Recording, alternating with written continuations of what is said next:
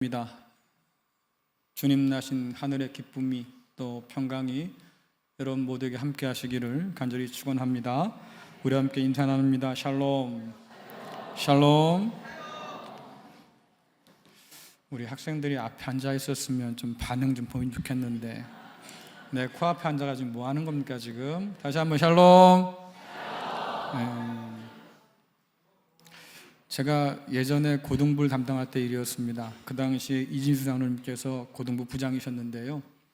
하루는 예배를 드리는데 주일날 예배가 너무 엉망인 거예요. 제가 설교하다가 열이 뻗쳐가지고 다 집에 보내려고 그랬어요. 다 나가라고.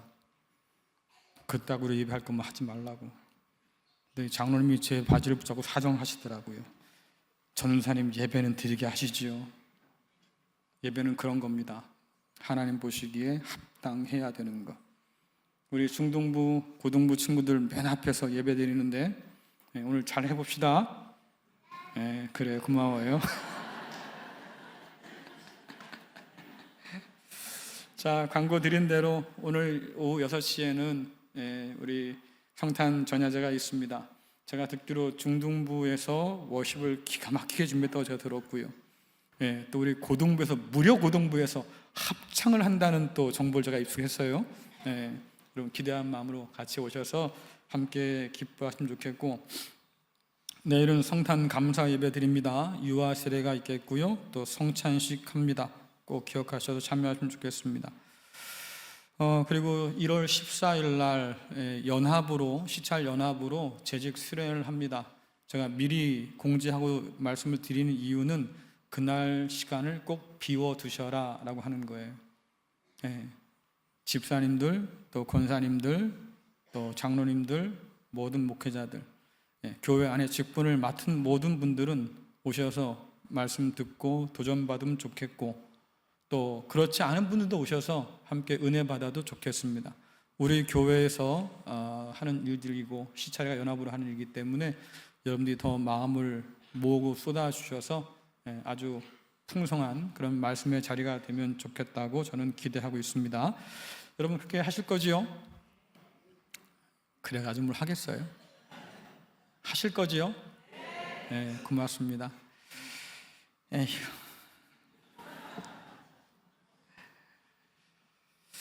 주님께서 우리에게 선물로 오셨어요. 하나님께서 예수 그리스도를 우리에게 선물로 주셨지요. 그 존재가 우리에게는 은혜인 거예요. 마찬가지로 여러분의 삶이 누군가에게 그 존재만으로도 선물이고 기쁨 될 수 있기를 간절히 축원합니다. 우리가 한 사람이 궁금해질 때 우리는 정보를 얻기 위해서 질문을 던집니다. 그 사람의 성품이 궁금할 때는 그 사람 어때? 라는 질문을 던지죠. 그 사람의 직업이 궁금해지면 그 사람 뭐 하는 사람일까? 질문을 던져요. 우리가 지난 주일날 살펴보았듯이 예수님 주변 사람들도 예수님이 궁금했어요. 도대체 이분이 누구시길래 사람들이 이렇게 모여들까? 이분이 도대체 누구시길래 바람과 파도가 그 말 앞에 복종할까? 항상 물음표를 던지고 물었습니다. 도대체 이 사람은 누굴까? 이름을 몰라서, 예수라고 하는 그 이름을 몰라서 던진 질문이 아니에요. 어서 온 사람이야 몰라서 던진 질문도 아닌 거지요. 여러분 한번 생각해 보세요. 사람이요 문둥병을 고쳐요. 귀신도 내쫓는다고 그래요. 눈먼 자도 보게 한다고 그럽니다.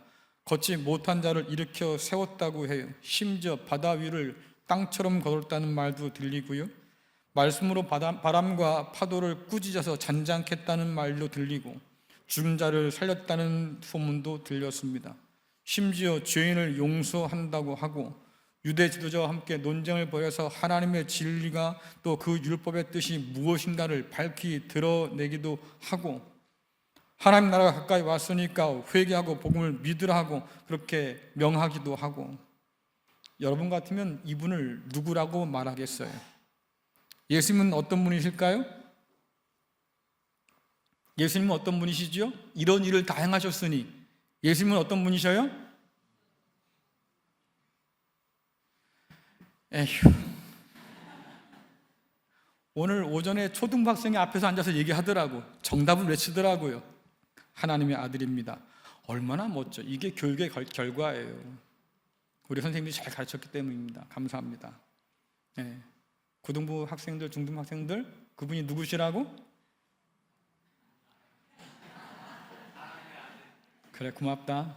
너밖에 없다. 네, 그래요. 자, 어떻게 생각하면 다 뻔하잖아요. 그런데 이 뻔한 답을 유대인들이 몰라서 주님께 찾아와 물었겠어요?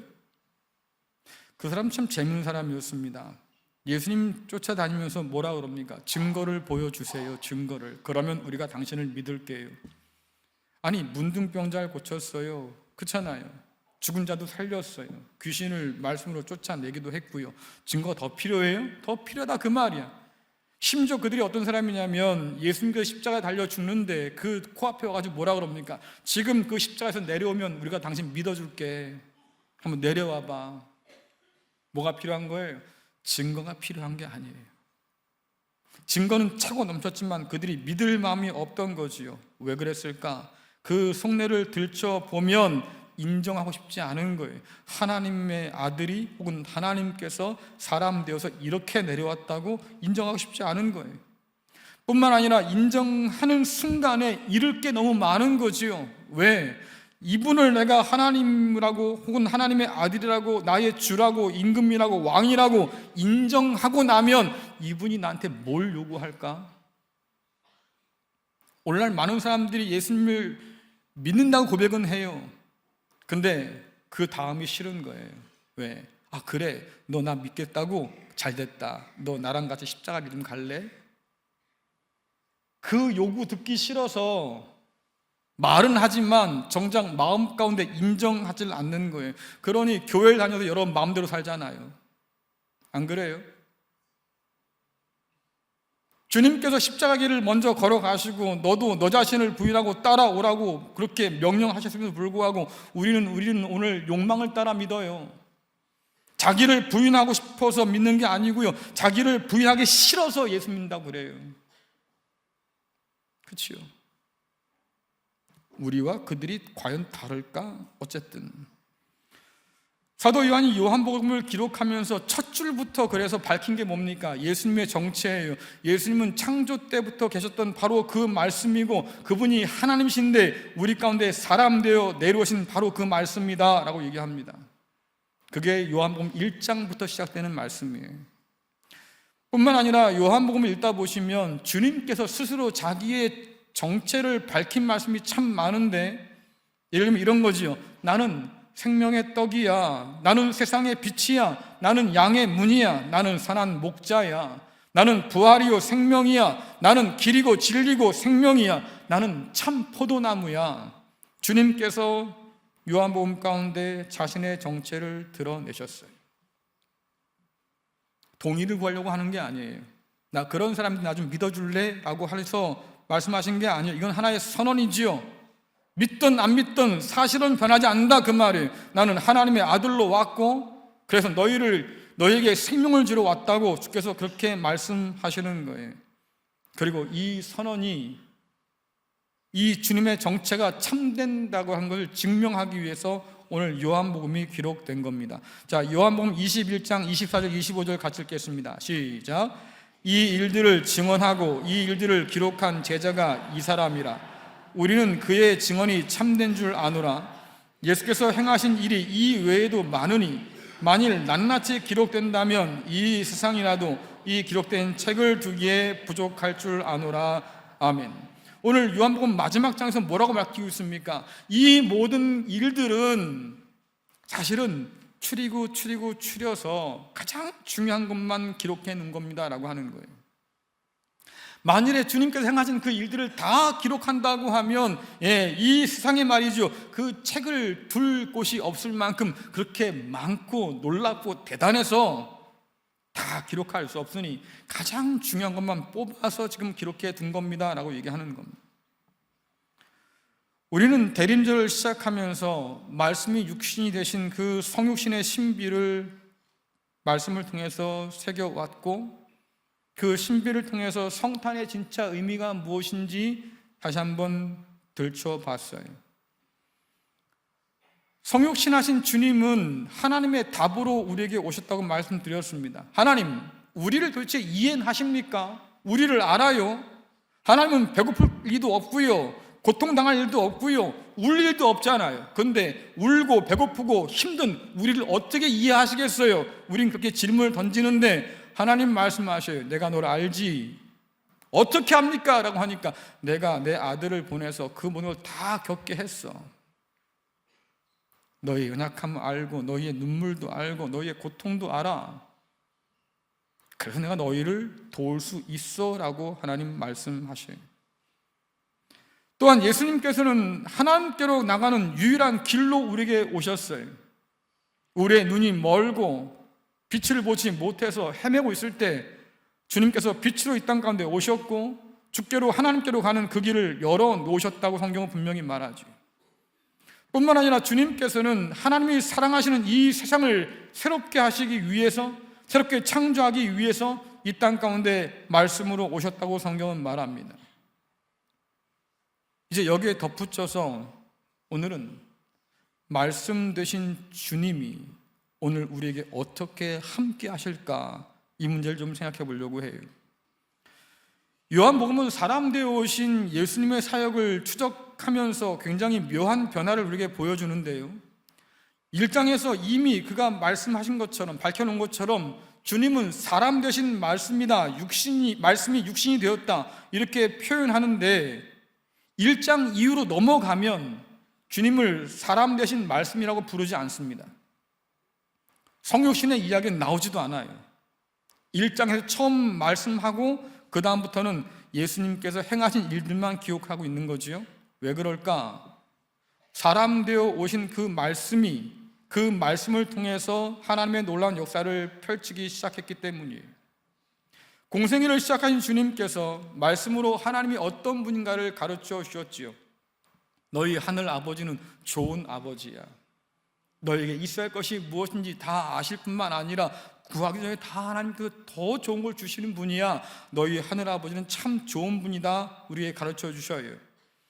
뿐만 아니라 주님은 그 말씀을 통해서 하나님 소식을 가져다가 우리에게 전해 주시지요. 또한 창조의 때와 같이 그 말씀으로 말미암아서 병자를 고치고 귀신과 바람과 바다를 꾸짖어서 잔잔케 하시는 그 놀라운 능력을 행하신다고 하는 거예요. 그 모든 걸 바라보면서 제자들이 뭐라고 그럽니까? 아, 주님은 그리스도시요 살아계신 하나님의 아들입니다 라고 고백해요. 십자가의 죽음과 부활 이후에 제자들이 주님을 뭐라고 고백합니까? 주님은 사람 되어 오신 하나님이시군요.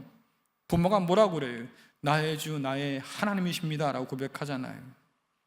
핍박 속에 있던 초대교회가 예수님을 뭐라고 고백합니까? 보이지 않는 하나님의 형상이고 하나님의 그런 본질과 같은 분이라고 그렇게 고백해요. 이것이 사람 되어 오신 말씀의 정체다라고 하는 거죠. 요한복음에서 주님은 선포된 말씀과 자신을 동일시하고 계신데요, 여러분들 요한복음 15장 5절 7절 말씀 같이 읽겠습니다. 시작. 나는 포도나무요 너희는 가지라. 그가 내 안에 내가 그 안에 거하면 사람이 열매를 많이 맺나니 나를 떠나서는 너희가 아무것도 할 수 없습니다. 너희가 내 안에 거하고 내 말이 너희 안에 거하면 무엇인지 원하는 대로 구하라. 그리하면 이루리라. 아멘.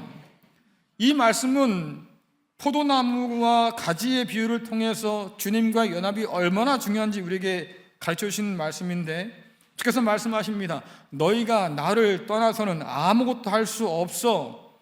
근데 이 말씀을 하실 때는요, 이미 주님께서는 떠날 각오를 하신 거잖아요. 그렇죠? 15장 넘어서 17장 가시면 주님께서 제자들을 위해서 하나님께 간구하는 기도의 장면이 나옵니다. 그때 기도의 제목이 뭔지 아십니까? 하나님, 내가 이들을 두고 아버지께로 갈지라도 하나님께서는 이들을 붙들어서 하나 되게 하시고 이들에게 맡기신 사명들을 잘 감당하도록 끝까지 지켜주십시오. 떠날만 받고 있는 분 주님이에요. 근데 주께서 뭐라고 말씀하셔요? 너희가 나를 떠나서는 아무것도 할 수 없어.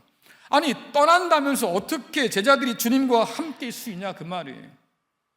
떠나실 분이 제자들에게 나를 떠나지 말라고 그 얘기를 왜 꺼내놓겠습니까? 말이 앞뒤가 안 맞는데 이유가 있어요.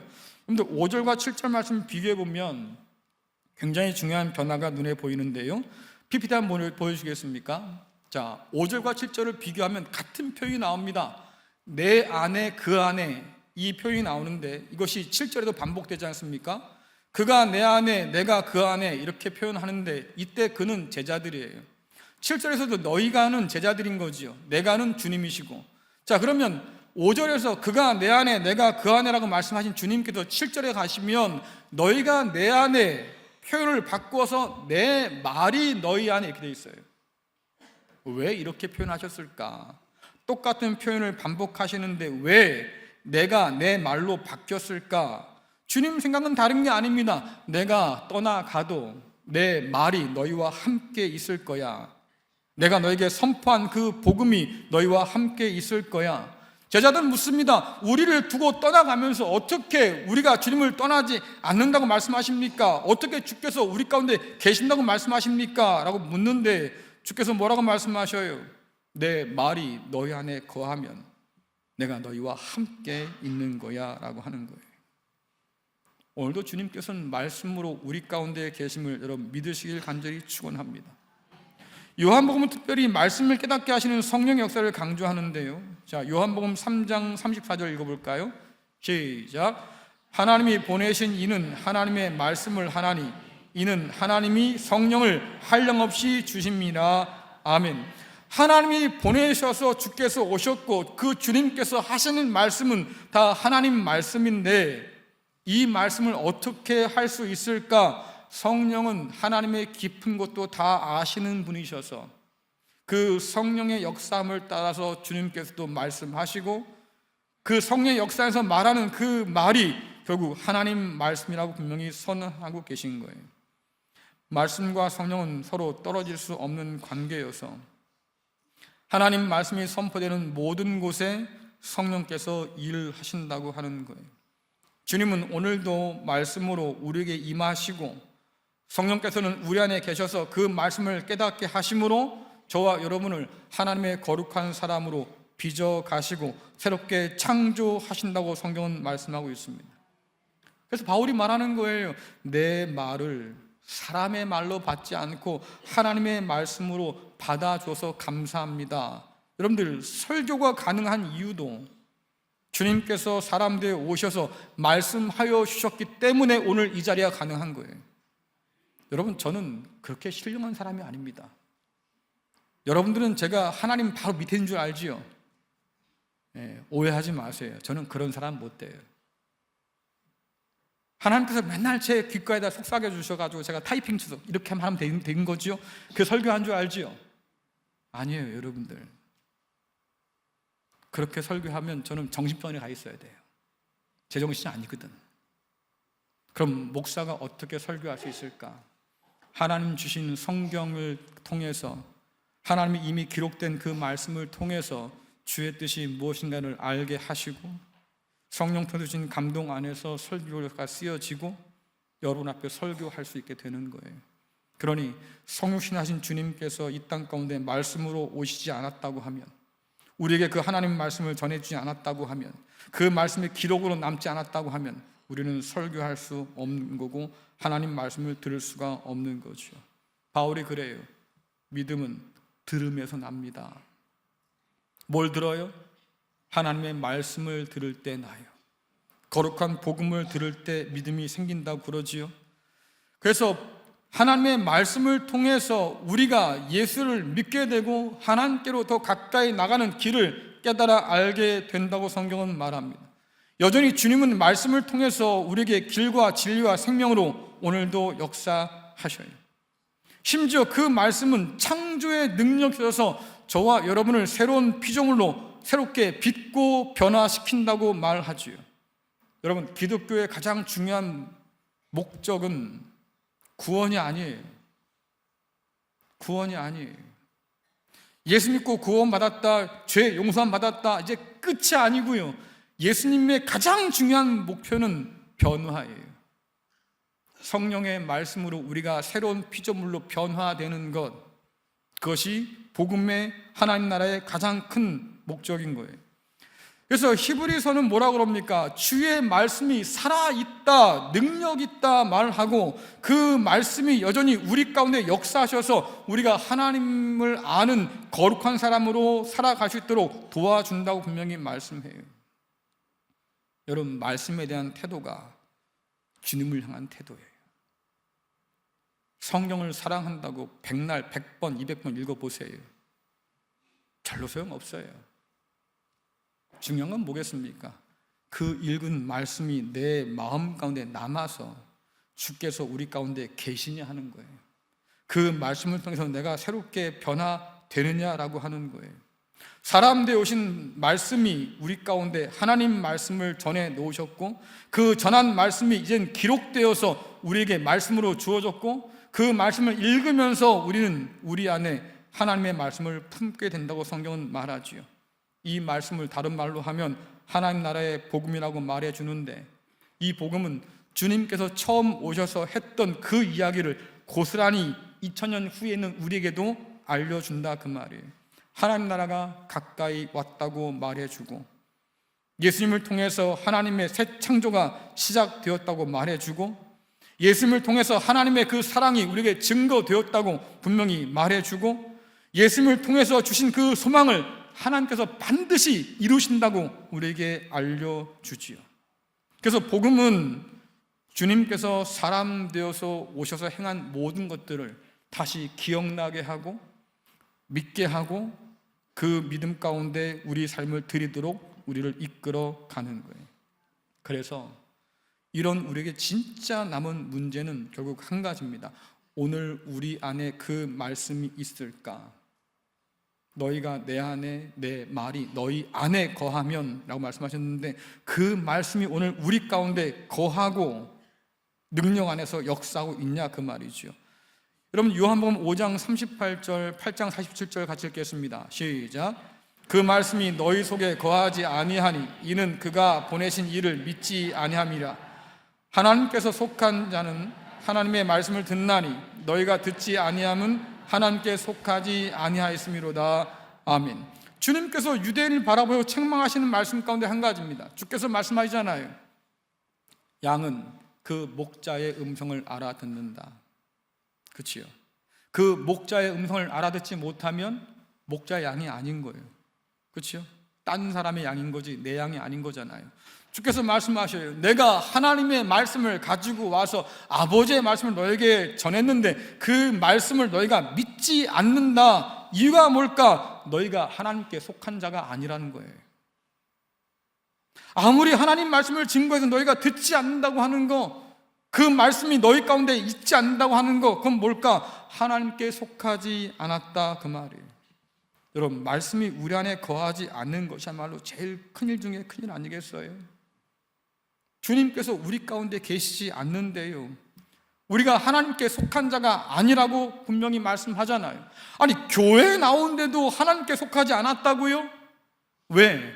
말씀이 그 안에 있지 않기 때문에. 성경의 말씀을 통해서 우리가 하나님의 뜻을 새기려고 해도 결국 우리는 그 뜻 앞에 순종하지 못해서, 하나님의 뜻이 무엇인가 분별치 못해서, 그 말씀이 무슨 뜻인가를 알아듣지 못해서 결국 그건 뭐겠어요? 우리가 하나님께 속하지 않았다는 증거다. 말씀이 거하지 않는 것을 두고 주께서 뭐라고 말씀하시냐면 그것은 하나님을 믿지 못하는 불신앙이다. 내가 너에게 전한 그 말씀을 너희가 믿지 못하고 그 말씀이 너희 가운데 거하지 않는다고 하면 너희는 하나님의 사람이 아니라고 말씀하는 거잖아요. 이게 쉬워요, 여러분들? 간단한 문제 아닙니다. 우리가 신앙생활 하면서 가장 중요하게 생각할 문제예요. 아니, 목사님 저는요 맨날 성경 읽어요, 주일 나와서 예배 드리고 설교 듣지요, 예. 집에 가면요 또 인터넷 틀어놓고 또 설교 들어요. 하루 종일 저는 설교 들어요. 그래서 뭐예요? 그래서 뭐?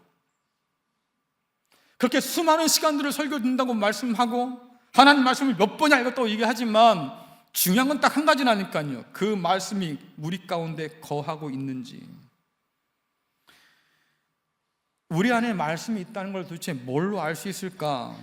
성경 우리에게 언제나 경고하잖아요. 듣기만 하고 행하지 않는 사람이 되지 말아라. 듣고 깨닫고 믿고 행하라. 이것이 주님께서 우리에게 주신 말씀인데, 주님의 씨 뿌린 자의 비유를 가만히 들여다보면 말씀이 뿌려진다고 그것이 언제나 열매 맺는 건 아니구나, 자동적으로 자연스럽게 맺어지는 건 아니구나 라는 걸 알 수 있어요. 왜냐니까 말씀의 씨앗이 뿌려져도 말입니다, 그 말씀의 씨앗이 제대로 간직되지 못한다거나 뿌리를 내지 못한다고 하면 열매로 이어지지 못한다 그 말이지요. 길가에 뿌려진 씨앗들을 새들이 주워 먹는 것처럼, 예전에 아버지께서 제가 농사를 쉬고 있을 때, 목회를 쉬고 있을 때 갑자기 콩을 심다 그러셔가지고 몇천 평이나 되는 그 땅을 빌려가지고 콩을 심었어요. 하루 종일 그걸 해서 콩을 심어놓고 그 다음날 가는데요, 비둘기떼가 그 땅에 그냥 가득 앉아있는 거예요. 얼마나 열받아. 내가 얼마나 힘들게 심었는데 니들이 그걸 다 파먹냐고 가다가 제가 돌 던졌어요. 하도 열이 받아가지고. 그래요, 여러분, 심는다고 다 싹나는 거 아니에요. 새들이 와서 주워 먹으면 끝이잖아요. 그렇지요? 열매를 맺을 수가 없어요. 주께서 말씀하십니다. 깨닫지 못해서 그 말씀이 의미 없게 되고 결국 악한 자에게 뺏기고 만다. 돌밭에 뿌려진 씨처럼 사실은 혼란과 박해 때 더 말씀을 붙들고 씨름해야 될 텐데 오히려 그때 말씀을 포기한 사람들이 있다, 열매 맺을 수 없다 그 말이에요. 가시떨기에 떨어지기도 하지요. 하지만 염려로 인해서 유혹 앞에 굴복해서 결실하지 못한다. 다시 말하면 말씀은 이상이 없는데 그 말씀을 받아들이는 우리의 태도가 어떤지를 한번 살펴보라 그 말 아니겠어요? 오직 좋은 땅에 뿌려진 씨만 뿌리를 내리고 자라서 열매를 맺는 것처럼 그런 마음밭을 가진 사람들만이 말씀을 듣고 깨달아 알아서 행함으로 아름다운 열매를 맺는다고 얘기하잖아요. 그것을 다른 말로 성령의 열매라 말하기도 하겠고, 주님께서 우리에게 주신 그 말씀을 따라서 우리가 변화되어서 그리스도 예수의 인격을 닮은 것이라고 말하기도 하겠고, 어쨌든 중요한 건 말씀이 능력이기 때문에 반드시 그 말씀을 붙들고 씨름하면 삶의 변화의 열매가 드러난다고 말하는데, 여러분께 묻겠습니다. 그 변화가 우리 삶 가운데 있냐고요? 주께서 말씀하셔요. 나무는 그 열매를 보아 아는 거야. 우리 안에 말씀이 있다고 하면 삶이 달라져야 그 말씀이 우리 가운데 있다고 말할 수 있는 거고, 우리가 그리스도 예수를 믿는다고 말하면 인격이 달라지고 변화되어야 우리 가운데 그리스도 예수께서 있다고 말할 수 있는 건데, 그런 열매가 우리 가운데 있냐 그 말이에요. 어린아이들이 잘 부르는 옛날 찬양 가운데 그런 게 있습니다. 예수님이 말씀하시니 물이 변하여, 딱 나와야지. 예수님이 말씀하시니 거친 파도가. 왜 그래요? 능력이 드러나는 거예요. 주의 말씀이 선포되면 그 가운데서 새로운 역사들이 펼쳐지는 거지요. 근데 그 역사가 우리에게서 보이냐고요. 이게 중요한 거잖아요. 교회를 백날 다니면 뭐합니까? 성경을 100번 읽으면 뭐합니까? 그 말씀이 내 속에 남아서 나를 변화시키냐가 문제 아니겠어요? 성경에 보니까요, 잎만 무성한 무화과 나무가 나와요. 그 잎만 무성한 무화과 나무는 성전을 중심으로 모였던 유대인들을 향한 얘기예요. 너희가 맨날 율법을 읽고 말입니다, 연구를 하고 별 난리를 쳐도, 그러나 하나님께서 보시기에 너희 가운데 찾을 만한 열매가 없다는 거 아닙니까? 여러분, 그 열매 없으면 어떻게 되는 거예요? 찍어서 불에 던져지리라.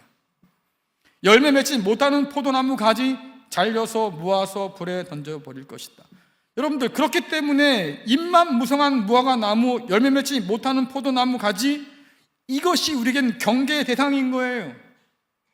예수를 믿어도 삶의 변화가 없다고 하면 여러분 긴장하십시오. 긴장하셔요. 그냥 교회 다니면 되는 거 아니요? 하지 말고. 남자분들 기억하세요. 항상 어떤 분은 그래. 아유, 마누라 열심히 다니면 되는 거예요. 나는 마누라 그냥 치맛자락 갖고 올라가는 거지. 꿈 깨셔요. 그렇게 안 된다고. 그럴 일은 없다고. 하나님 앞에서 우리가 행한 대로 심판받을 날이 온다고 하고, 우리가 얼마나 그리스도 예수를 닮았는지 하나님이 평가하신다고요. 그 열매가 우리 삶 가운데 없다고 하면 여러분 꿈도 꾸지 말라고 성경은 지금 말씀하고 있는 거예요. 성경의 밑줄 열심히 긋는 것에 만족하지 마시고요, 여러분 삶의 밑줄 좀 그어요. 내 삶이 그리스도 예수의 증거가 되도록 애써 달라 그 말이에요. 주님 닮아 말씀에 순종함으로 세상 사람들이 하나님께 영광 돌리게 하라고 주께서 그러잖아요. 너희들의 착한 행실을 보고 사람들이 하나님께 영광 돌리게 해라. 그들은 하나님 믿는 사람이 아니라니까. 근데 우리를 보면 신기한 거야. 야, 내가 당신을 보니까 하나님 살아계신 것 같아. 여러분, 이것이 하나님께서 받으실 만한 가장 큰 영광 중에 하나예요. 우리의 삶을 통해서 드릴 수 있는 영광이라 그 말. 오직 주님을 본받는 것만이 우리 안에 말씀이 있다는 증거예요.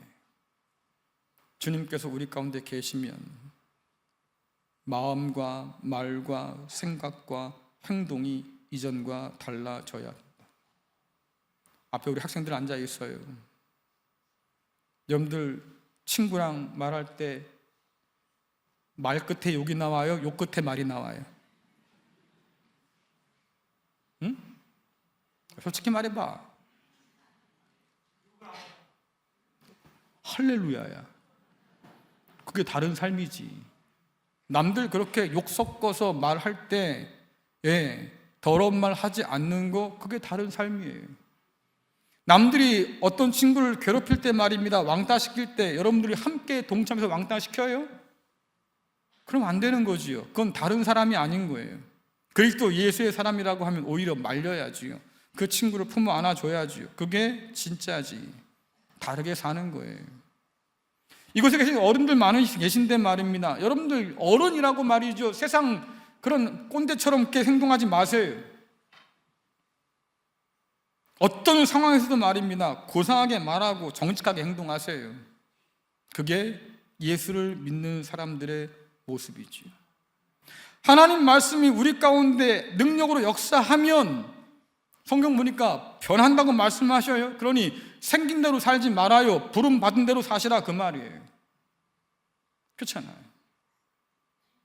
왜 자꾸 과거 상처를 끄집어내가지고 스스로 상처받습니까?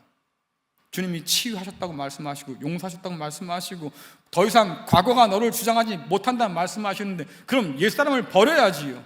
왜 미련 남았다고 그걸 끌고 다녀요? 어리석은 일이에요. 주님께서 우리에게 준 말씀 안에서 새로운 변화가 생기지 못한다고 하면 우리는 주님을 온전히 증거할 수 없다고 하는 거예요. 내일이 성탄절이라고 하지요. 그래요. 세상의 화려한 성탄절, 그것은 분명한 것은 예수님은 없어요. 그러니 그런 성탄에 휩쓸리지 마시고 말씀이 사람 되어 오신 이 성육신의 놀라운 축복 안에서 더 주님을 깊이 묵상하고 그러기에 큰 은혜를 깨달아 알아서 더 하나님께 참되게 예배하고 감사함으로 맞이할 수 있는 진짜 성탄 될 수 있기를 간절히 축원합니다. 오늘도 주님은 말씀으로 우리 가운데 계시고 그 말씀을 통해서 성령은 우리를 새로운 사람으로 빚어 가시고 하나님은 그런 우리를 통해서 영광 받으신다고 말씀하셨으니 성탄에 찾아오신 주님을 깊이 깊이 묵상하면서 주님 닮은 사람으로 설 수 있기를 간절히 축원합니다. 자, 일어나셔서 우리 찬양 드리겠습니다.